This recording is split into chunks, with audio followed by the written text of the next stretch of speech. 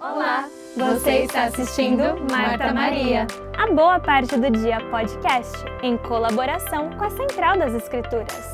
Meu nome é Ana. Eu sou a Carol. Eu sou a Laís. E eu a Letícia. Esse ano estamos estudando o Novo Testamento.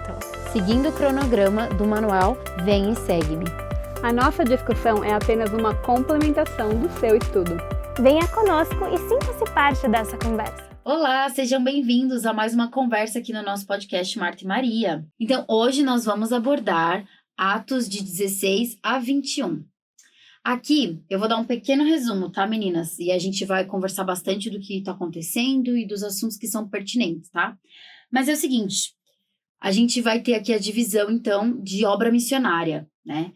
Paulo vai sair com Silas, vai chamar Timóteo também, e eles vão pregar, e eles vão aproveitar para anunciar a palavra e para passar os decretos que foram dados pelos apóstolos da igreja na época, né? Então, nós vamos ver aí Paulo pregando com muita força, com muita fé, com muita verdade. Vamos ver Paulo sendo preso, nós vamos ver conversos também pregando, vamos ver pessoas endemoniadas, enfim. Vamos ver bastante coisa. Ele foi muito ousado em voltar para os lugares que ele foi perseguido, né? E todo esse tempo ele está indo lá voltar para falar de novo do evangelho. Então, é bem interessante essa jornada que ele faz agora, né?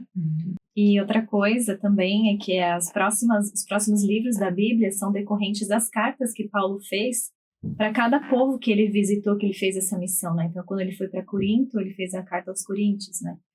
Que fala, né, Romanos, Coríntios, Gálatas, Efésios, Filipenses, Colossenses, Tessalonicenses, né, então todos esses livros nessa ordem foram cartas para o povo. Então, que exemplo que Paulo foi para nós, né, além dele pregar a palavra, ele ainda deixou escrito para que hoje a gente pudesse ter acesso a tudo isso. E ele foi um dos autores, né, do Novo Testamento que engrandece, nos enriquece, nos traz bastante o Espírito. Pensei agora, né, uma das coisas que eu gosto do diário da minha avó é que ela deixou o testemunho dela. Ela, assim, no comecinho ela escreveu o testemunho dela. Eu acho tão bonito isso, né, poder ver o testemunho da minha avó, ver, né, como ela sentia em relação ao evangelho. Então, muitas vezes a gente precisa desse lembrete, né? Que a gente precisa passar isso para os nossos filhos, para os nossos netos, ou então até para os amigos que vão ler depois, né? Meu pai também fazia um diário e eu lendo o diário dele, ele falava em nome de Jesus Cristo, amém. Que bonitinho! Eu falei, a carta da Esmeralda. Isso me lembra também que eu tinha feito uma meta, aqui nos Estados Unidos tem para você comprar livro de Mormon, que daí ele tem um espaço a mais nos cantos, né, para você poder fazer a anotação. E eu comprei um desse, e eu tinha começado com o propósito de deixar esse livro de Mormon para os meus filhos, para que eles vejam as minhas anotações e falar, Zoe, é o Jay aqui, é que ele tá falando isso. E eu meio que parei, então vocês me lembraram aí para eu voltar maravilhoso. Eu já tô aqui com a Bíblia da minha mãe, e tem anotações dela também por aqui. Legal. Uma parte. E aí também, eu não sei, né, me vem na cabeça as mídias sociais, a gente usa como um diário também, né? E a gente pode sempre postar lá nosso testemunho, né? Fica aí uma dica para quem tá assistindo. E entrando aqui então na nossa discussão, né, no capítulo 16, Paulo leva consigo Timóteo. E ele começa energicamente já a começar a propagar o evangelho, né? Porém, foi necessário um ajuste, né, para Timóteo. Então, é interessante que no 3, a gente acabou de estudar no capítulo 15 sobre a circuncisão, né? Que era importante todo mundo saber que não precisava mais e que agora virou uma lei maior, não precisava seguir todas as leis de Moisés.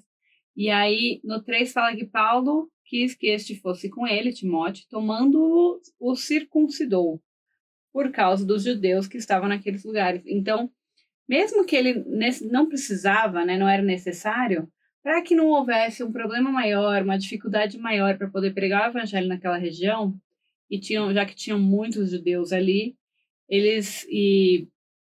E aí ele resolveu fazer isso para realmente não ter esse choque de cultura, né? Eu acho interessante que eu li um exemplo até como se a gente estivesse recebendo um judeu na nossa casa né, algum vizinho nosso, e aí você vai servir porco para essa pessoa? É super rude, né? É super falta de educação e tira o constrangimento que eles passariam, né? Se você servir uma coisa que eles não comem ou não têm costume, né, de comer. Então, ali é a mesma coisa. Ele, para não passar né, não precisar ter um conflito, um desconforto, Um empecilho para poder também pregar o evangelho. Já não vou te ouvir porque você não é circuncidado. Eu penso também naqueles países que requerem que a mulher, né, cubra o cabelo, né? Tipo, se a gente, por mais que a gente não viva isso, se a gente vai visitar um desses países, a gente faz por respeito para poder cultura, a cultura. E sabe o que me fez pensar nesse assunto?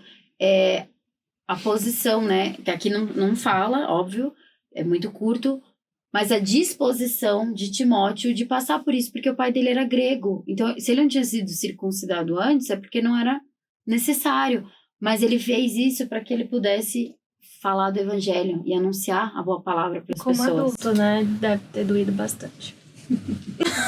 E como nós, que tipo de sacrifício hoje a gente pode fazer para que a gente fale a palavra do Senhor, né? Hoje a gente não tem sacrifícios físicos, coisas assim, mas talvez em determinado momento, em alguma época da nossa vida, vai requerer um sacrifício maior para a gente conseguir falar do evangelho ou exercer os nossos chamados na igreja, né? Às vezes a gente tem que abdicar de muitas coisas para servir ao Senhor, do nosso tempo, dos nossos talentos e tudo mais que a gente aprende. Então, bem bacana mesmo a disposição de Timóteo. E naquela época, né, o banheiro público era com todo mundo ali junto, então... Não tinha como esconder, né? Não tinha como esconder. Então, que Paulo já pensou em tudo isso para que não houvesse empecilho mesmo. E aí, no 16, então, o título que fala aqui no livro do Vem Segue-me é que o Espírito me guiará em meus esforços para compartilhar o Evangelho. Então, eles já tinham feito a parte dele, né, de se esforçado, de se planejado, e aí o Espírito realmente continuou a fazer a parte dele. O que eu gostei aqui é no capítulo 16, que fala que no sábado, no versículo 13, fala: no sábado saímos da cidade para junto do rio, onde nos pareceu haver um lugar de oração. E assentando-nos falamos às mulheres para que ali tinham corrido. E aí no 14, certa mulher chamada Lídia, da cidade de Tiatira, vendedora de púrpura, temente a Deus, nos escutava. O Senhor lhe abriu o coração para atender às coisas que Paulo dizia. Depois de ser batizada, ela e toda a sua casa nos rogou, dizendo: se julgais que eu sou fiel ao Senhor, entrai em minha casa, e aí fica. E nos constrangeu isso, né? Fala aqui nessa tradução. Mas eu fiquei pensando no exemplo dessa Lídia, né? Naquela época, ela vendia o púrpura, né? Que era o roxo. E parece que naquela época, pelo que eu dei uma estudadinha, o roxo era uma das mais caras, né? A cor era das cores mais caras porque era difícil de chegar no roxo.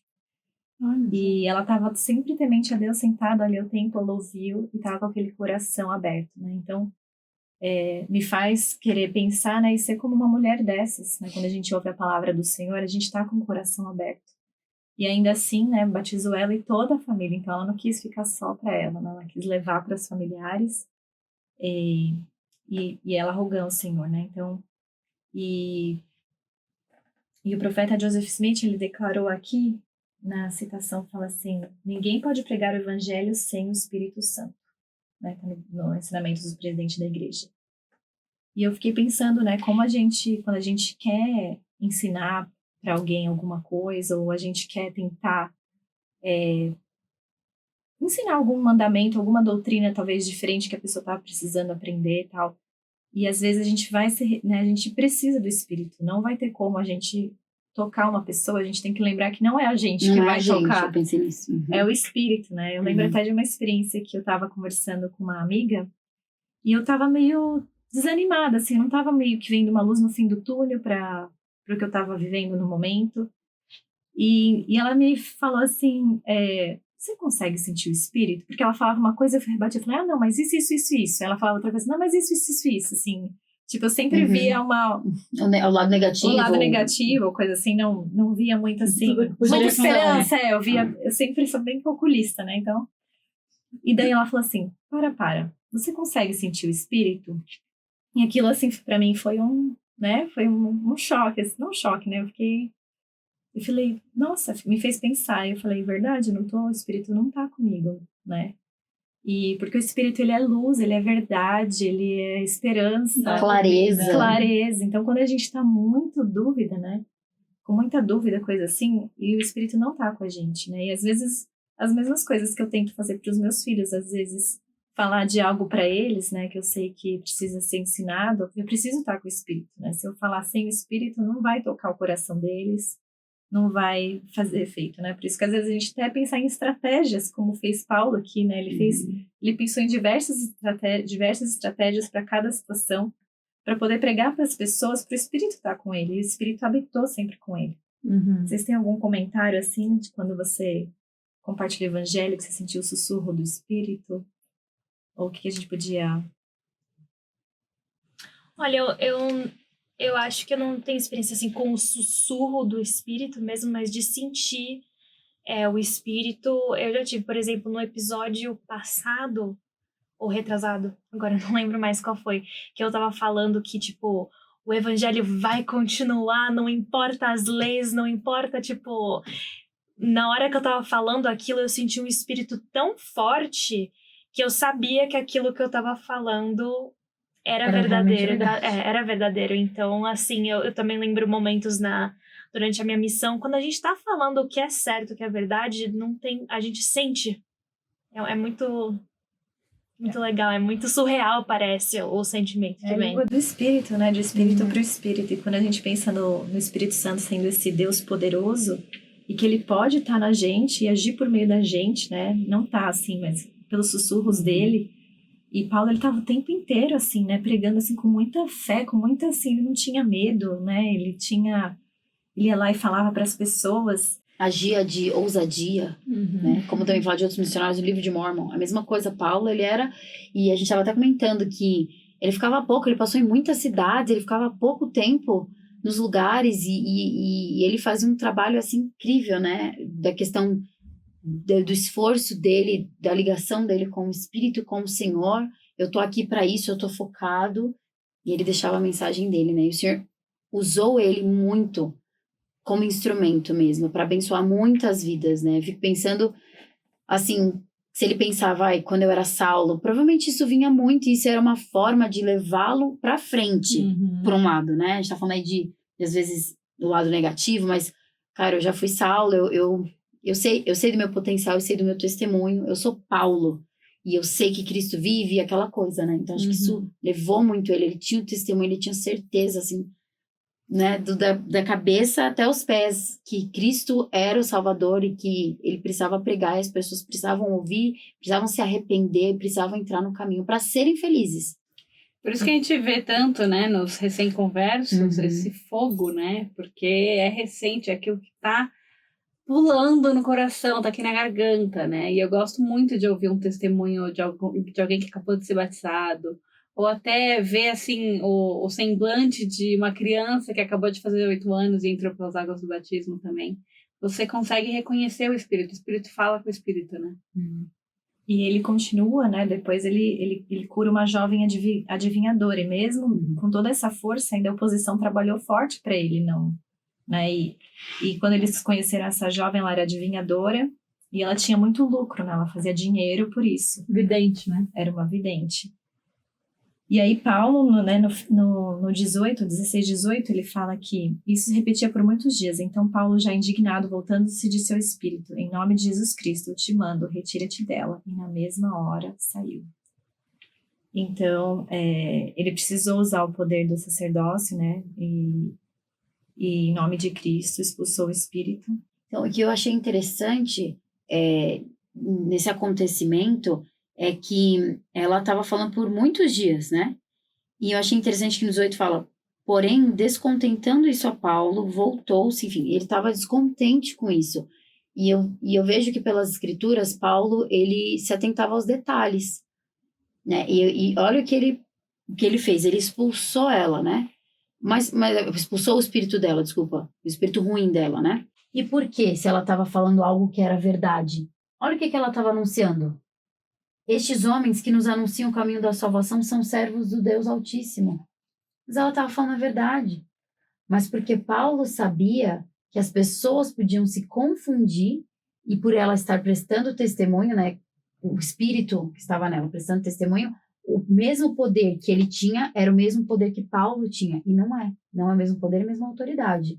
Mostrar que ela era uma vidente de verdade, que tinha o poder de Deus, mas não era E não era o poder de E Deus. ela estava ganhando dinheiro com isso, se aproveitando Sim. para tirar o, né, proveito do povo. Uhum. E é interessante porque se ela estava com um espírito ruim, o espírito ruim sabia que Paulo realmente tinha um espírito. Então, Então ele estava realmente testificando da verdade, sim. porque mesmo os espíritos ruins sabem da autoridade e eles estavam usando para o benefício deles, mas eles estavam falando... Sim. Eles não têm como negar. É verdade. Não tem como negar. Porque as pessoas iam achar que é a mesma coisa. É. E não é a Não mesma é. coisa. Então, isso me chamou muita atenção. Porque Paulo soube discernir, entendeu? E mostrar para as pessoas, né? Então, ele impediu ela de falar mais ainda, né? E mesmo assim, mesmo ele defendendo a verdade, né, ele foi foi preso por isso. Foi preso por e isso. açoitado, né? E Uhum. no 22, levantou-se a multidão unida contra eles, predadores rasgando-lhe as vestes, mandaram açoitá-los com varas. E no 23, e depois de lhe darem muitos açoites, lançaram no cárcere, onde o carcereiro que os guardasse, ordenava ao carcereiro que os guardasse com toda a segurança. E, inclusive, né, depois esse carcereiro ele é convertido. Então, tudo, né, meio que também tem um Sempre na propósito. prisão, né? Sempre a prisão acaba sendo um lugar de aprendizado, né? Sempre acontece alguma coisa ali que mostra os anjos aparecem para soltar.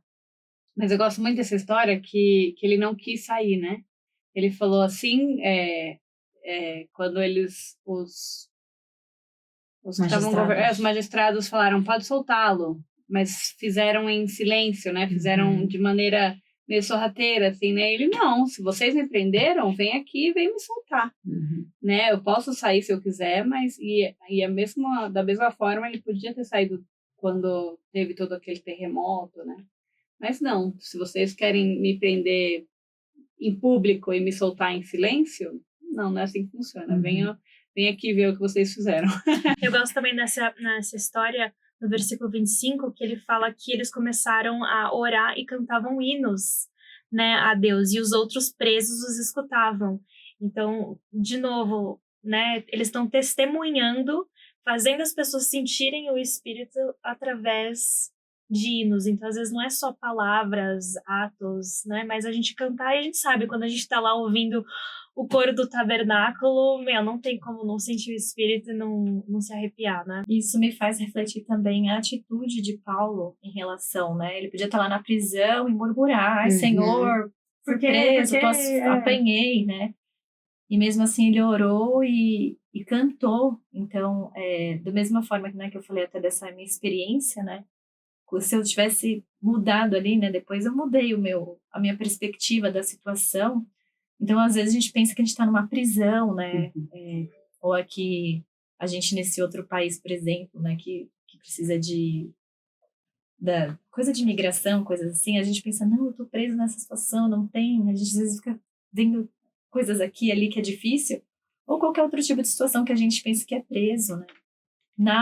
Nada tem poder perante Jesus Cristo, né? Se você tem se sente preso em qualquer situação, seja de um relacionamento, seja de um pecado. Às vezes a gente é preso pelos pecados, né? Corrente dos pecados. E, enfim, tudo tem salvação em Jesus Cristo. Tudo a gente pode resolver, né? Então, gostei disso, que a gente pode orar e cantar, falar, Senhor, tô aqui, né? Me muda, me ajuda a sair dessa prisão, né?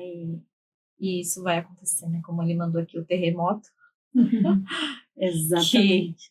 Né? Exatamente. E foi uma forma ali, como você falou, podia ser negativo, podia estar reclamando, mas ele louvou o Senhor, né? Ele sabia de quem vinha a força dele.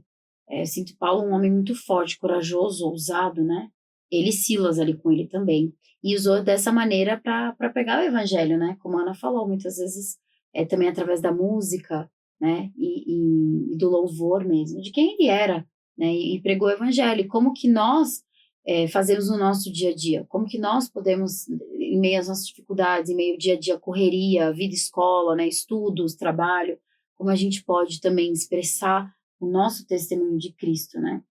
Em tudo que ele fazia, ele demonstrava, né? Em Isso. tudo que ele fazia, ele era um missionário. Eu sinto que era tão natural para ele, era tão habitual, assim, era um hábito dele, né? A vida dele era falar sobre isso. E claro que existem pessoas que talvez como ele, que é um dom dele, né? Mas todos nós devemos buscar nos preparar para anunciar o evangelho. Como será que a gente pode fazer isso no nosso dia a dia, né? Para a gente refletir aqui nós, né? E quem está nos ouvindo e assistindo também.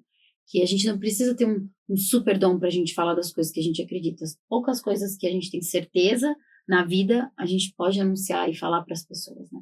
E a gente não pode falar duvidando. Eu acho que Paulo não tinha dúvidas com ele. É verdade. Né? Ele falava, não importava quem, e ele sabia que o Espírito ia tocar porque ele fazia a parte dele. Né? Então, quando a gente vai pregar o Evangelho, a gente precisa estar com o Espírito, a gente precisa falar sem temer. Gente, posso, também falar que eu tô um pouco, assim, chocada. Porque esses são os homens, os apóstolos, que estavam lá andando com Cristo. Eu, pelo menos, tinha a impressão de que eles estavam, tinham medo, não entendiam muito bem. Estavam, mas como assim? O quê? Você vai embora, a gente vai ter que fazer sozinho? E daí aqui, eles estão arrebentando, tá? É muito incrível que o Senhor, ele nos qualifica. Né? Quando ele nos chama para fazer alguma coisa, ele nos qualifica. Então, eles podiam estar com medo, podiam estar um pouco receosos quando eles estavam ali com Cristo, não entendendo direito, mas na hora de, é sua vez, o Senhor ajuda, dá um empurrão. Santo. E o Espírito Santo. Né? Porque naquele momento eles estavam emprestando ali a luz de Cristo, né? Mas agora eles tinham o Espírito Santo com eles. Eles podiam agir com o Espírito Santo. E aí, entrando um pouquinho em Atos 19, a gente fala um pouco mais sobre o Espírito Santo, né? Ele, no 2, aqui no caso, Paulo está em Corinto.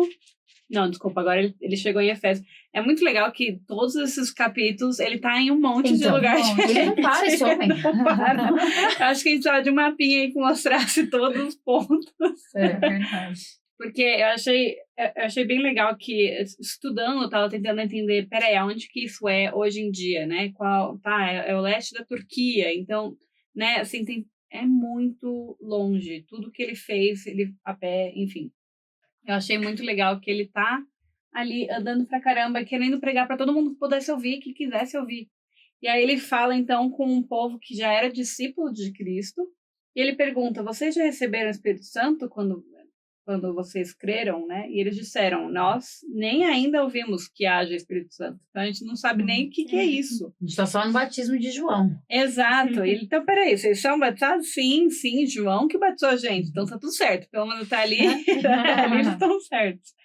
E aí, então, ele no 6 fala, impondo-lhes Paulo as mãos, veio sobre eles o Espírito Santo. E falavam diversas línguas e profetizavam de novo. Falavam-lhe diversas línguas e profetizavam, né, que a gente ouviu um pouquinho nos episódios passados. Então, de novo, ele nos capacita, ele nos leva a conseguir falar mais o evangelho, ele nos leva a ser luz para as outras pessoas. E aí aqui, então, ele prega sobre o Espírito Santo, ele dá o Espírito Santo para as pessoas, e aí, tanto que eles até começavam a agir, né, com o poder que eles tinham, que era só o Espírito Santo. Mas aí os judeus também, que criam em Paulo, em Jesus Cristo, os exorcistas daquela época, eles usavam o nome de Paulo e de Jesus. Então, nos 16 eles falam, né, que eles diziam, enconjuramos-vos por Jesus a quem Paulo prega. E aí eles respondiam, tá, eu conheço Jesus, e sei quem é Paulo. Mas e você? Quem que você é? Né? Então, aqui mostrando que o Espírito, assim como a gente recebe o véu quando a gente vem para a Terra, eles não têm o véu. Né? Então, ele conhecia já Jesus Cristo. Ele já conhecia Paulo, porque ele conhecia lá no mundo espiritual. E ele sabia que Paulo ia ser um grande missionário, porque ele já tinha sido pré-ordenado para isso. Eu achei muito legal ver essa parte, que ele já conhecia, ele sabia da fama de Paulo, mas ele não conhecia a pessoa que estava falando. Ou seja, né, qualquer um de nós, tendo o poder, a autoridade de Jesus Cristo, né, a gente pode também expulsar o espírito maligno, né? E é importante a gente saber discernir o que é o bom, o que é o errado, né? Lembrando de novo, com autoridade. Gente, eu queria voltar um pouquinho lá para Atos 17. Nos versículos 16 a 34, fala um pouquinho de um outro momento em que Paulo estava pregando, né? E eu acho muito legal porque aqui ele fala que ele estava em Atenas. Atenas, Grécia, eu começo a lembrar um pouco do filme Hércules, sabe? Assim, era aquele povo, ele tava ali naquele meio, a gente vê as imagens, as ruínas, né? Aqueles tipos de prédios. Eles acreditavam em vários deuses, o deus da morte, o deus de tudo. Tem a mitologia grega, que a mitologia grega é bem interessante de muito estudar. interessante. E tanto é que eles até tinham como fala, uns lugares onde eles colocavam os altares, isso. O deus da morte, o deus não sei o quê. E eles tinham também o deus do desconhecido, um altar para um deus desconhecido. E eu achei muito interessante porque eles tinham tanto, por mais que era uma doutrina errada, né? Vários deuses a gente conhece que é, né, um deus só. Eu acho que eles tinham tanto, assim, reverência ou medo que eles criaram um altar para um Deus desconhecido por medo vai que tem alguém que a gente que tá faltando. A gente não quer que esse Deus fique bravo com a gente. Então, assim, por mais que fosse errado, eu achei legal porque a intenção de querer adorar, né, estava... Eles sabiam, talvez estava faltando ali um principal. Né? Exatamente. Porque tem tanto Deus e aí... Tá faltando um aí, tem um desconhecido que é o Supremo. Que é o Deus. É o Supremo.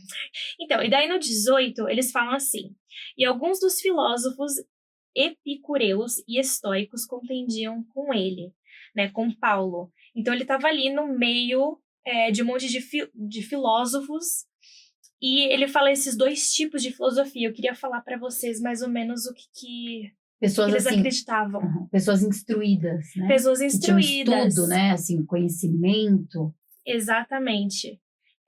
Então, assim, o estoicismo começou com os ensinamentos de um homem chamado Zenão.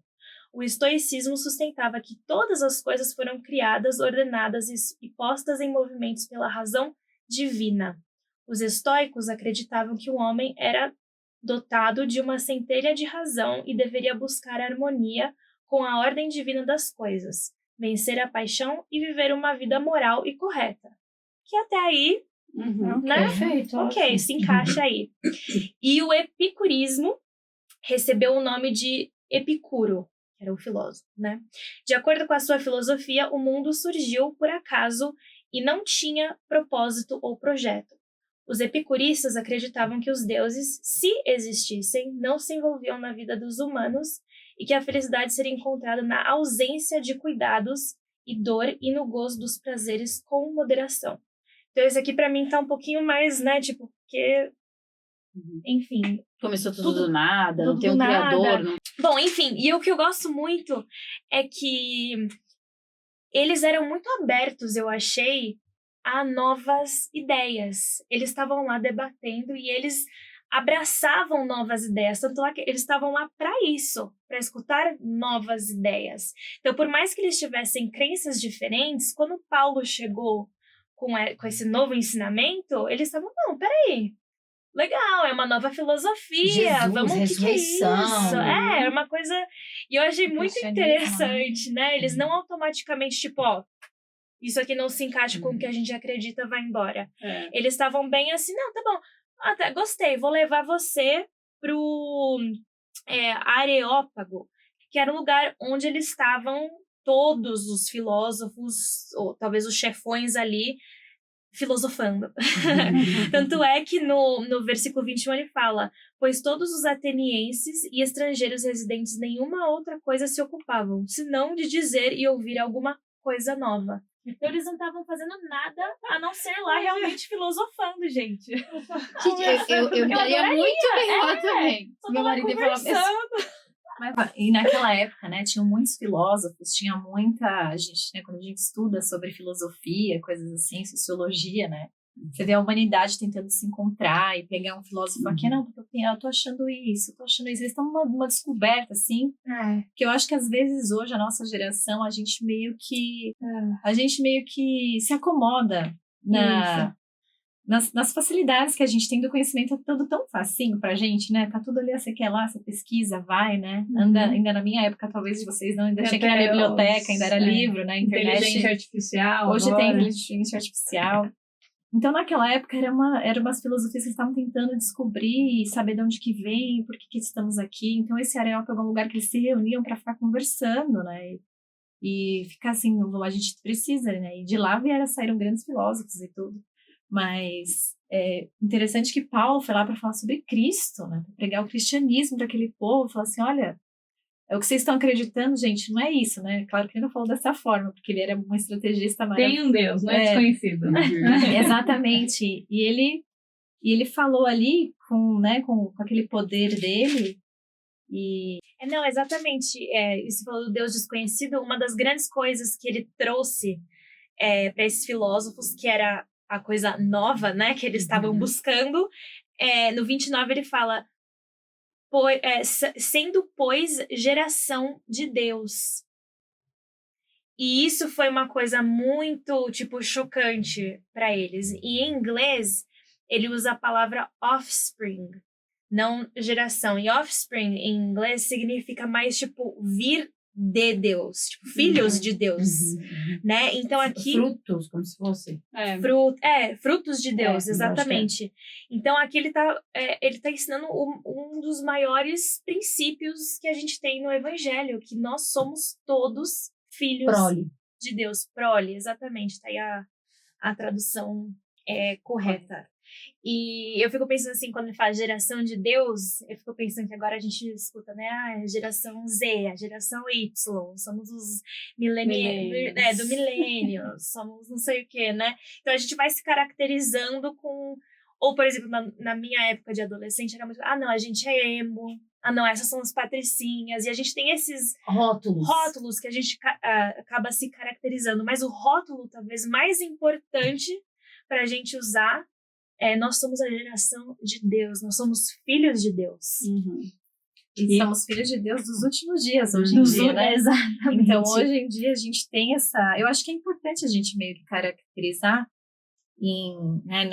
não rotular, mas acho que caracterizar, porque quando a gente caracteriza um povo, né, a gente meio que sabe o que eles estão acreditando, o que eles estão fazendo. Então, meio que você sabe o que está acontecendo, né?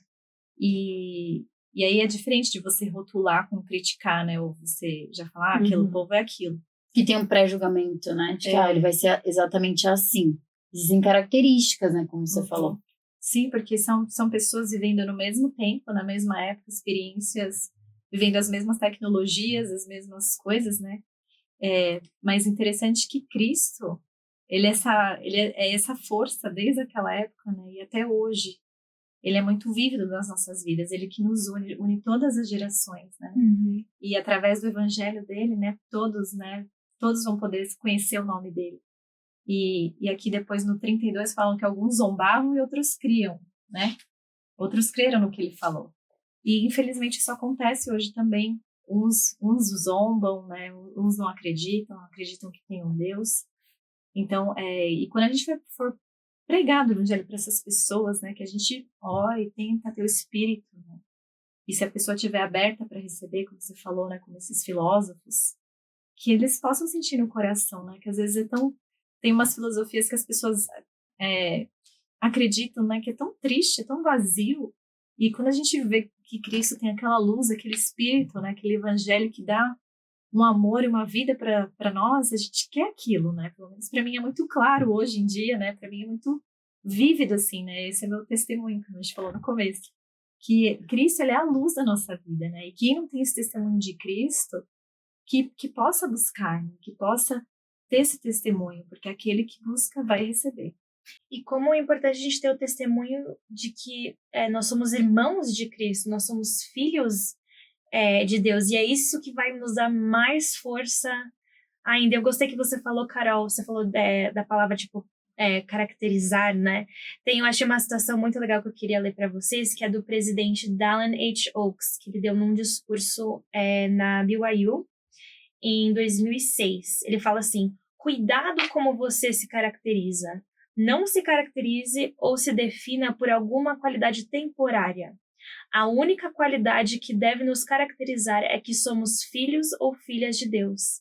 Esse fato transcende todas as outras características, incluindo raça, ocupação, características físicas, honras ou mesmo afiliação religiosa. Temos nosso livre-arbítrio e podemos escolher qualquer característica para nos definir, mas precisamos saber que, quando escolhemos nos definir ou nos apresentar por alguma característica que é temporária ou trivial em termos eternos, diminuímos a ênfase no que é mais importante sobre nós e enfatizamos demais o que é relativamente sem importância. Isso pode nos levar ao caminho errado e impedir nosso progresso eterno. Muito bom. Então, realmente, quando a gente sabe, tem essa certeza, tem esse testemunho de que Cristo é o nosso Salvador, né? Como Paulo que mudou, né? De Saulo para Paulo, porque ele recebeu, né? Essa experiência, ele até contou sobre isso, né? Ele até testemunhou sobre isso para várias vezes.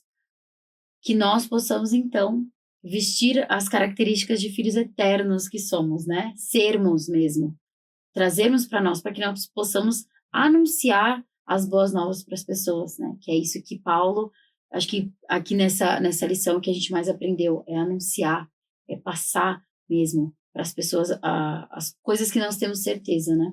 Então, e muito obrigada por vocês terem nos ouvido aqui hoje, feito parte aqui da nossa conversa. A gente tem sentido muito isso através dos comentários de vocês no Instagram, no YouTube. Tem sido muito gostoso, nós agradecemos essa interação, porque para nós é uma delícia, né? É esse o propósito que nós estamos aqui conversando, termos essa interação com vocês. Então, por favor, continue a comentar conosco, compartilhem das suas experiências. Muitas vezes vocês comentam sobre coisas que vocês gostariam que nós orássemos também. Isso é muito válido para nós. Obrigada e ficamos por aqui. E até semana que vem. Muito obrigada por estar aqui. Se você gostou do nosso conteúdo, deixe um like, um comentário e se inscreva no nosso canal. Nosso podcast também está disponível no Spotify e Apple Podcast. Se você quer ficar mais ligado ainda no nosso conteúdo, nos siga no Instagram, em @MartaMariaPodcast.